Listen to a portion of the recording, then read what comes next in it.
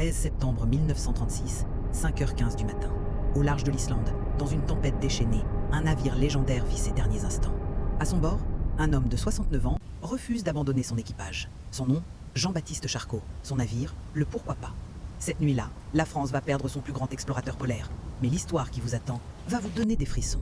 Jean-Baptiste Charcot n'était pas un homme comme les autres. Imaginez, double médaillé olympique de rugby au JO de Paris 1900, champion de France, médecin brillant et accessoirement le premier Français à cartographier l'Antarctique moderne. Ce type était littéralement un super-héros du début du XXe siècle.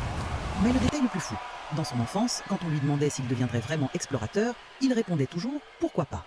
Cette phrase innocente allait devenir le nom du navire qui l'emmènerait vers la gloire et vers la mort. Entre 1903 et 1910, Charcot va accomplir l'impossible. 2 expéditions en Antarctique qui vont révolutionner la science française. Plus de 2000 km de côtes cartographiées, des dizaines d'îles découvertes, la France enfin sur la carte polaire mondiale. Mais attention, l'anecdote la plus dingue. Pendant sa première expédition, sa femme, qui était la petite fille de Victor Hugo, demande le divorce pour abandon du domicile conjugal. Charcot se remarie aussitôt et repart explorer les pôles. Priorité, exploration d'abord, tout le reste après. Septembre 1936. Charcot a 69 ans, mais il repart pour une dernière mission, livrer du matériel à Paul-Émile Victor au Groenland. Mission accomplie, retour vers la France.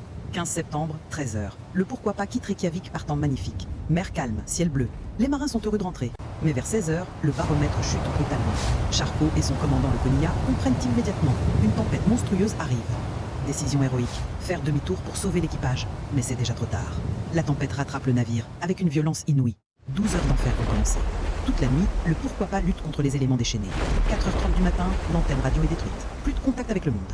5h15, choc terrible. Le navire heurte les récifs islandais. La chaudière explose. 5h45, échouage définitif. Le commandant le Conilla lance le dernier ordre, sauf qui peut. Eugène Gonidette, futur unique survivant, est mon héros. Sur la passerelle, il y avait 3 hommes debout, calmes. Charcot, le commandant le Conilla et le pilote Fleury. Ils méprisaient le danger. J'ai entendu Charcot s'écrier « Oh, les pauvres enfants !» Même face à la mort, il pensait à son équipage.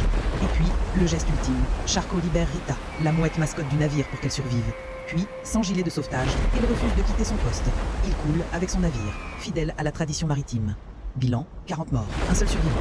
Jean-Baptiste Charcot disparaît dans les eaux glacées d'Islande, emportant avec lui 30 ans d'exploration héroïque. Sa devise « Pourquoi pas ?» résonne encore aujourd'hui comme un appel à l'aventure et au dépassement de soi.